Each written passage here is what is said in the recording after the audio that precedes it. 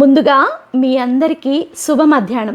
ఇవాళ మా మధ్యాహ్నపు వంటలేంటో చూసేద్దురు రండి. వేడివేడి అన్నంలోకి పైనుంచి క్రిస్పీగా లోపల స్మూత్గా చాలా టేస్టీగా ఉండే మేతి చిల్లీ చికెన్ ఫ్రై. వేసే మసాలాలు చాలా తక్కువ, కానీ ఈ ఫ్రై అనేది భలే టేస్టీగా ఉంటుంది. దీనితో పాటు దోసకాయ వేసి తయారు చేసినటువంటి చికెన్ పులుసు.